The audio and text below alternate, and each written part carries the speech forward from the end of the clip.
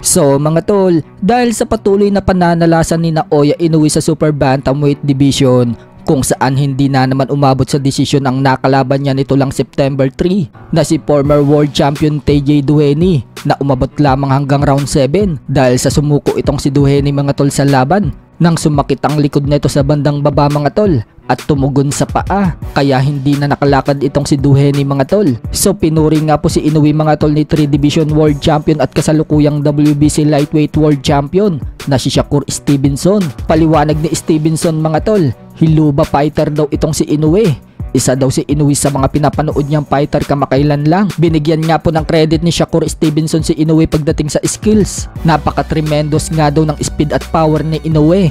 Pero sa kabila nga po ng pagpuri ni Stevenson sa binansagang monster ng Japan, hinamon niya ito na umakyat daw ng dibisyon at kalabanin daw siya. Dagdag pa ni Stevenson mga tol, maliit lang daw para sa kanya itong si Inoue. Kaya hinahamon ngayon ni Stevenson mga tol si Inoue na umakyat daw ito ng dibisyon at sila daw ang maglaban. So mukhang malabo po sa ngayon mangyari ang gusto ni Shakur Stevenson mga tol. Nasa 122 pounds pa lang kasi lumalaban itong si Inoue. Habang siya lumalaban sa 135 pounds. May plano namang umakyat si Inoue mga tol ng lightweight division. Sinabi na kasi ni Bob Arum mga tol na maaaring umakyat si Inoue hanggang 135 pounds. Subalit ang tanong dyan mga tol, kapag umakyat na ba si Inoue ng lightweight, nandoon pa din kaya sa division na yan si Stevenson? Baka umakyat na din ng division itong si Stevenson mga tol. Sa kabilang banda naman mga tol, nagbigay po ng post-fight analysis ang veteranong sports analyst na si Atty. Ed Tolentino sa naganap na laban ni Inoue versus TJ Duheny. Sa YouTube channel nga po ni Atty. Ed Tolentino mga tol, sinabi niya na hindi daw nakadagdag sa reputasyon ni Inoue sa pagiging pound for pound ang pagkapanalo nito kay TJ Duheny. Kung kiniklaim daw ni Inoue na dapat siya ang number 1 pound for pound, dapat daw talunin mo daw ang best fighter mo sa division mo.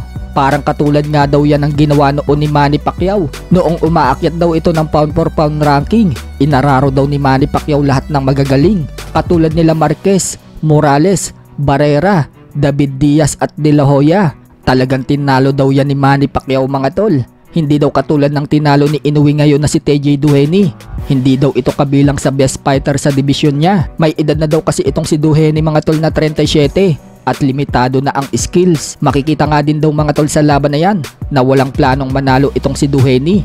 Survival mode nga daw ang galawan nito. Para kay Atty. Ed Tolentino mga tol, ang nararapat daw na labanan ni Inoue ay itong number 1 rank contender sa WBA na si Murodjon Akhmadaliev. Mas magaling daw na fighter itong si Akhmadaliev. Maganda ang skills at matibay na boksingero. Bukod dyan mga tol, isang Olympian din daw itong si Akhmadaliev. So para kay Atty. Ed Tolentino mga tol, si Akhmadaliev dapat ang nilabanan ni Inoue at hindi itong si Duheny. Hindi nga din daw pabor si Atty. Ed Tolentino mga tol sa dahilan ng kampo ni Inoue na kaya daw si Duheny ang pinili nila dahil kilala daw itong si Duheny sa bansang Japan at mas kikita daw sila ng pera. Kaya banat ni Atty. Ed Tolentino, pwede daw ba maging rason yon? Kung talagang pound for pound king ka, hindi mo pwedeng idahilan yon. Dapat daw ang mindset mo, labanan mo kung sino ang pinakamagaling. Hindi na nga daw lumalabas ng bansang Japan itong si Inoue.